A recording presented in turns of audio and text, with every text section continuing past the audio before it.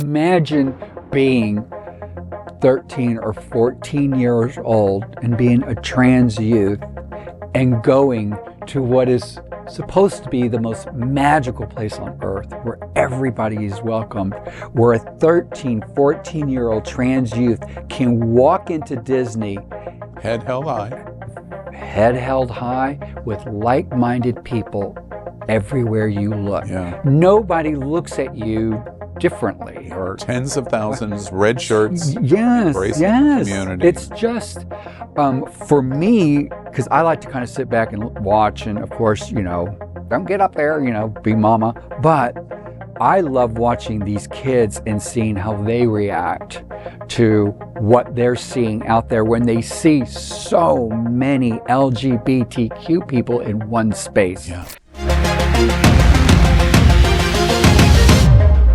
Well, in our LGBTQ plus Latino community, who doesn't love a good telenovela? A type of television serial drama or soap opera produced primarily in Latin America. It's literally a video drama. And we're not talking about Untucked from RuPaul's Drag Race either. Combine that with a good old-fashioned quinceanera, and that's a Latino's celebration of girl's 15th birthday and her transition from childhood to adulthood with fabulous dresses, wigs, makeup, and entertainment. And by the way, we're not talking about RuPaul's Drag Race All-Stars. Combine the two, and you are going to enjoy today's guest, Julian Cavazos, the executive director of Julian's Fountain of Youth and the Wilton Collective on Wilton Drive. Telenovela, Quinceanera, helping LGBT youth, and it sounds like a match made in heaven. Welcome to Unapologetically Queer. I'm your host, Al Ferguson, and I am proud to talk to some of the most interesting people of our LGBTQ plus community that are the most interesting to the LGBTQ plus community. As you know, Hotspots Magazine Happening Out Television Network is a nonprofit 501c3 whose mission is based on the 10 pillars of the LGBTQ plus community. We believe our history and, more importantly, our future are based on the communities of Black LGBTQ plus, Latino, lesbian and queer women, trans, seniors, HIV/AIDS healthcare, business, social justice, faith, and today we get to focus on one of our most important pillars, and that is students and youth of the LGBTQ plus community. Julian's 12th annual Reverse Quinceanera presents Posing for a Cause on Saturday, September 30th. Houses will compete against each other in 4 categories for a $3,500 prize, and the rest will sashay away with nothing, exactly what the way telenovela should be all about. You'll be the first to see Myrna's new telenovela, Myrna's Family Matters. Wait, did I get that right? Myrna's Family Matters? So we'll have to talk about that, along with Myrna's opening number. The fabulous event is going to be held at the venue at Wilton Manors, the Manor in Wilton Manors. All proceeds benefit Julian's Fountain of Youth programs, which we're also going to talk about. Table tickets include dinner buffet and a show like no other. General admission tickets don't include the dinner buffet, but if you don't want to eat, you've got to get those tickets because this is a show not to miss. Welcome, Julian Cavazos. And first off, I understand you're unapologetically queer. Oh, yeah. For a long time. Actually, funny you would say that because this next week, Saturday, is 62. I'm going to be 62. That's 62. My birthday. 62? My God, that's so old. Oh, wait, my birthday was in July, and I'm 63, so maybe not so old. All right, let's begin. Julie and I have known each other for quite some time. Let's talk about, before we get into the event, let's talk about Julian's Fountain of Youth. Tell us about what you do, the nonprofit as a 501c3. What's your mission? We are a 501c3. I'd like to tell people that, and we refer to it as JFOI. JFOI came about because I felt while we have incredible organizations like SunServe, for instance, who do incredible work for youth and seniors and housing, etc.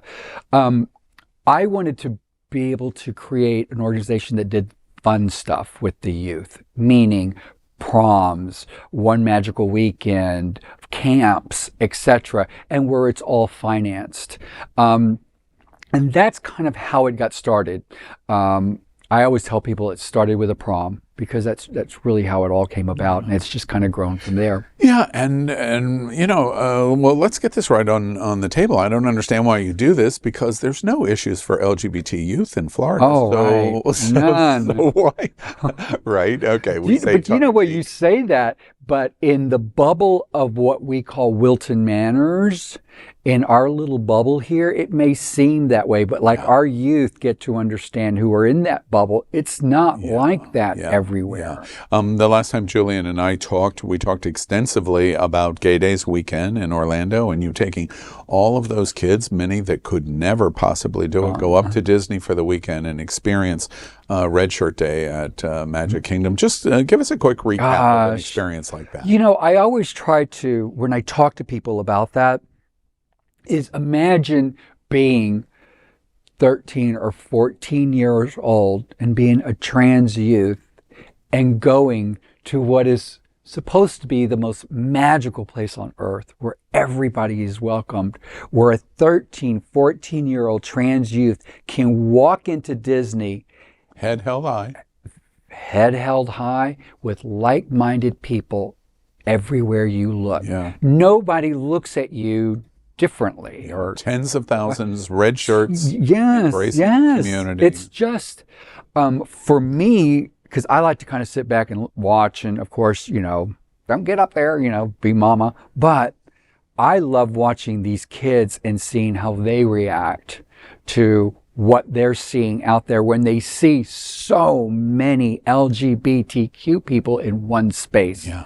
It's incredible, because there's thousands and thousands of people, and it is. I know for a fact, for our youth, it's life-changing. It's not just going to Disney. Yeah, to me, I just have to say, I love the program that y'all do in supporting Gay Day Saturday at the Magic Kingdom, and bringing LGBT youth up for that weekend, because it is a literal embracement of pride. You're showing them, here's why you should be proud of your community. And that's just one of many of the events that Jay Foy, if you're in the know, Julian's Fountain of Youth, otherwise, of many programs. Now, because Magic Kingdom tickets are not free, and the accommodations and the food and the gas, you got to raise money.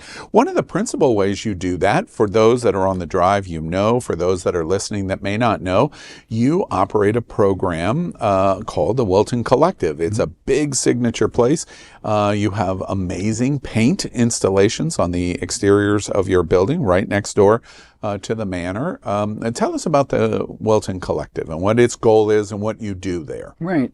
So the Wilton Collective came about because I was at a place like that in Kentucky, and I thought this would be but it was for adults, and I thought I could turn this into a youth work program. And so I spent some time putting that together with our board of directors, and we opened up Fountain of Treasures first, which is right across the street, thanks to Eric. And we had that store for a couple of years, and then we opened up the Wilton Collective. And that was thanks to the help of people like our Dean Trentalis, the mayor of Fort Lauderdale, and several other people who jumped in and helped us with that. But I wanted to create a workspace for LGBTQ youth to feel like they had a safe space to learn a different job, or learn about customer service, because we have customer service programs, management, register, unlocking point of a sale. door. How about addressing an envelope? Yeah. There's so many things they're not what we learned in school. They don't learn in school. They don't teach it in school anymore. Filling out a check. There's so much there, and I didn't know it was going to be as big as it got. I didn't realize that we would have to teach some of the things that I thought were just basic that one would learn in high school and junior high, well, if they don't. Yeah. So I like to say that it's a lot more than just a work program. It's a life program. Yeah. You know, they're learning about so many different things. Yeah. And one of the great things about it is, as opposed to when you were a young LGBT kid, they get to do it with electric lights. So that's, well, maybe that's a different conversation. Yeah. So it works like a kind of a glamorous consignment shop almost. It is. And I like to tell that. people, I like to tell people we're a high-end consignment and thrift store. Mm-hmm. You know, I think that every consignment or thrift store has their thing, if you will, and ours is very specific. We're looking for high-end items to consign or to some people donate. Then we have vendors who rent space and sell their goods. So not everything in our store is or has been used. Some of it's brand new, never been used. And we have different vendors who sell everything from tabletop, dinnerware, pillows. I could go on and on. Yeah, if you haven't been into the Wilton Collective, one of the great times to do that is Friday nights. Yeah. Talk about your cocktail party. We have been doing a Friday night mixer. We're going into our 4th year. We started in the other store.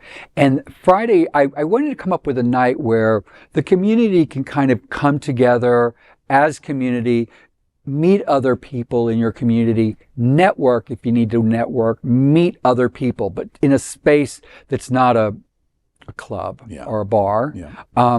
And we do a lot of fun things there, as you know, Al. You know, we do everything from, we have people singing, playing guitar, playing the piano, drag shows. We do all kinds of things on Friday evenings.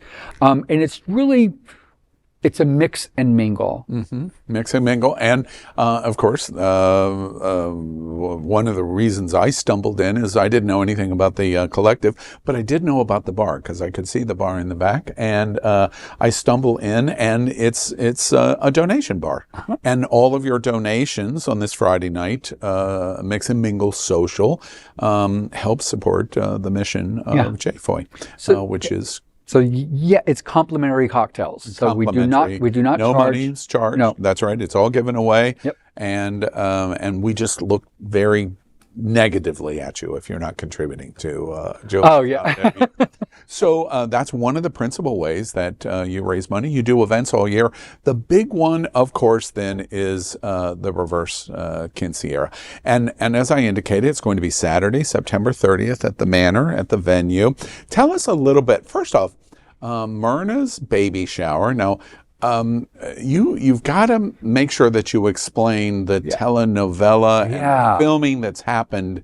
You're kind of like a television star. Oh, well, I don't know about that. You're very kind. Yeah. Tell us about how this has happened, how it unfolded.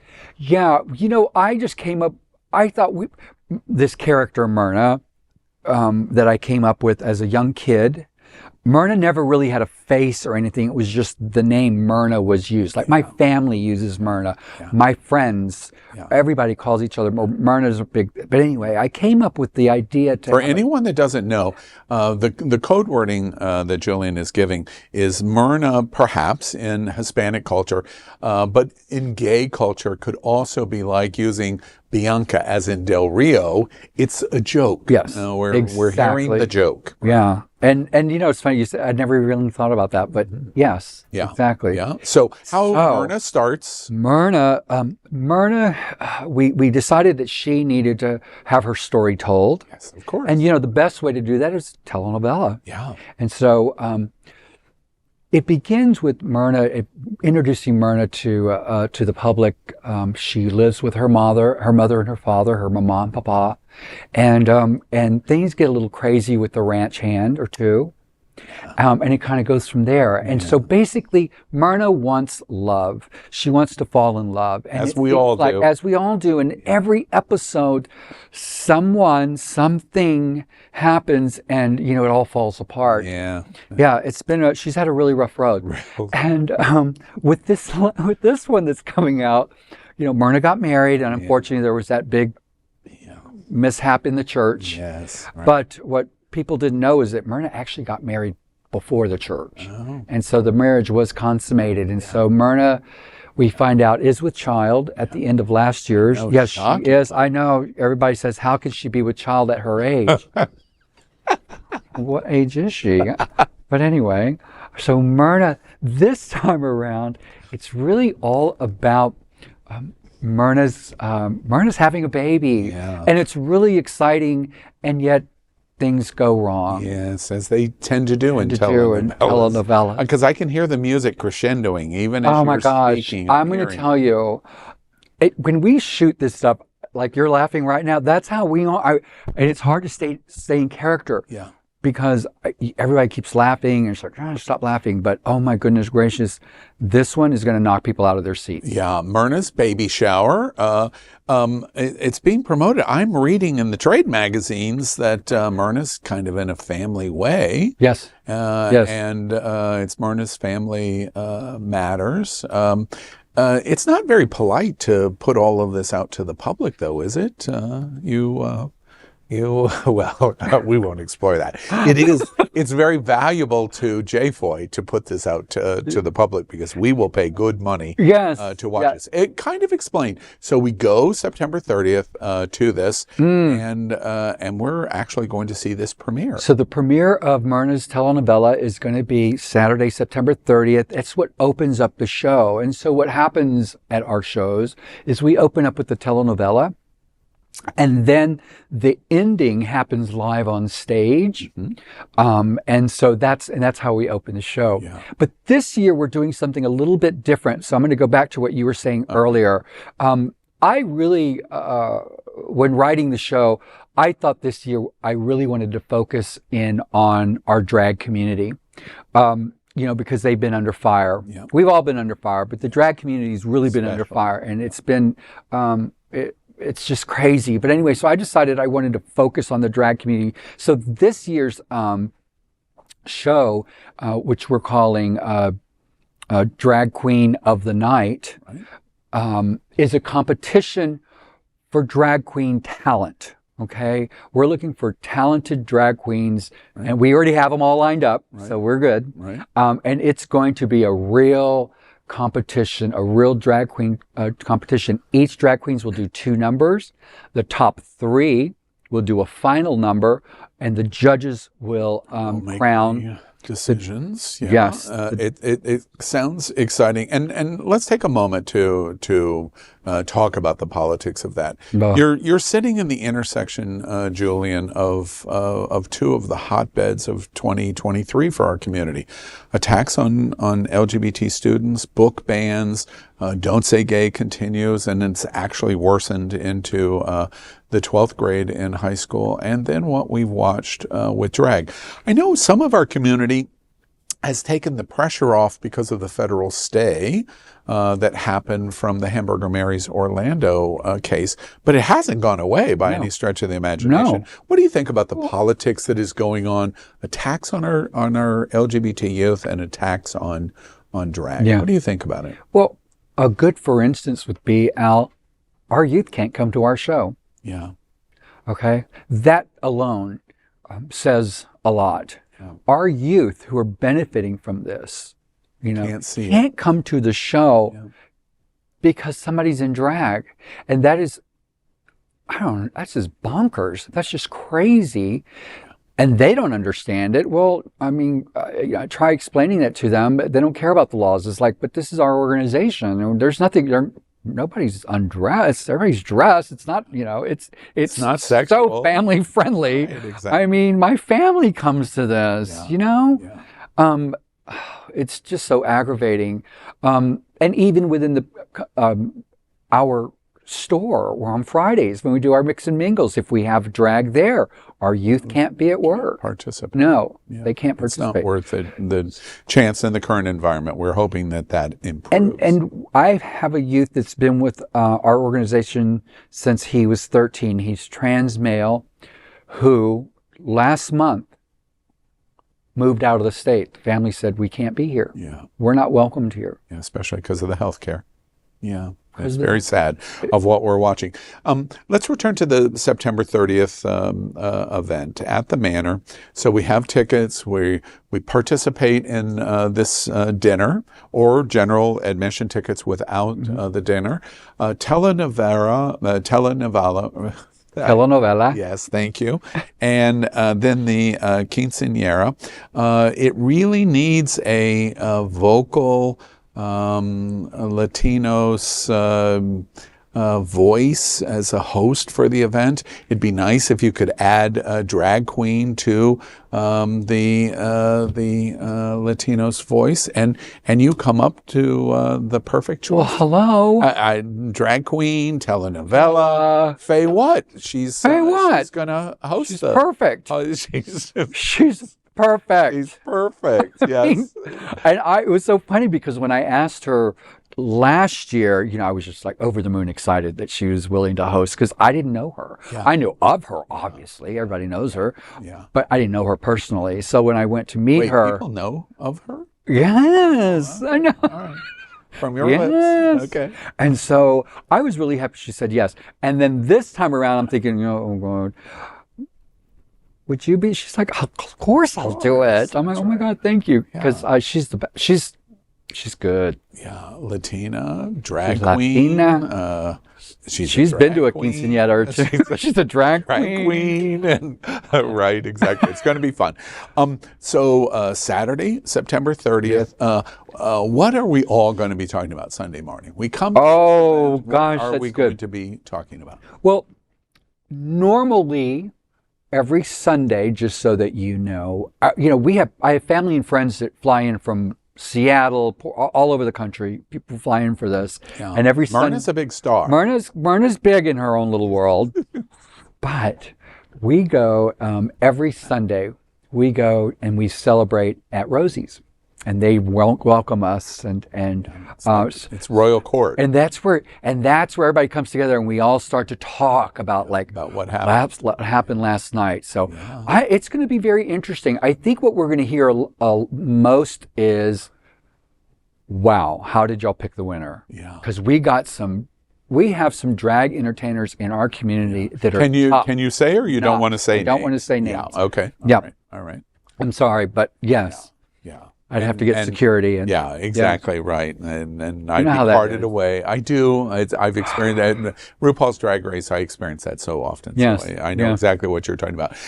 Last thoughts in terms of Julian's Fountain of Youth, Jay Foy. Number one thing right now you want is people to buy tickets. Of course, they're going to have a great time Saturday, September 30th. Through the year, what's the action step? What would you like our community to do for the youth and students? How can you, to support the organization and our youth? Obviously, come to the show. We'd love for you to come to the show. If you can't, consider becoming a sustainer. It's very easy. There's no amount that's too low. I mean, it's cumulative. It doesn't matter. Right. You can support us by becoming a sustainer. Come to our store and come check this out, because you will find beautiful gifts. There's beautiful items, and if you're interested in, or if you're looking to, you're downgrading your home or whatever, we take consignment, and we take I can't spit the word out. Donations. So come and donate. If you have something you want to get rid of, get in touch with us. We even come and pick it up. We have a truck. We have everything, the people to do all of that. But we'd love your support by coming to our store, by giving. When you see me on social media, please donate. We're always looking for donations. Yeah. We're always looking for donations. And if you know anybody that has grants out there that we should take a look at, please let me know. At the end of the day, Hotspots Magazine, Happening Out Television supports Jay Foy, Julian's Fountain Youth. We support the Quinceanera, the reverse Quinceanera. And the reason is because this is an action step for our community. We are all intricately aware of our healthcare fundraising. We're intricately aware of our political action, social justice fundraising for political causes in our community. But the great thing about ticket purchase here is you get to support, through your participation and your action, support of LGBT youth and support of our drag community. You're voicing support for both of those vital areas. So you want to get your tickets. And tickets are really easy. All you have to do is go to Eventbrite and put in the reverse Quinceanera, and you'll see all of the details to get tickets by the dinner. You're going to have more fun. And of course, you can see more information on all of this at jfoy.org. Julian Cavazos, thank you very much for joining us today on Unapologetically Queer. I can't wait, the telenovela of the family way that Myrna has gotten herself into. Gosh, it's just sad. Her water breaks and it's big. It's going to be hilarious. Thanks for joining us. Thank you so much, Al. Thank you.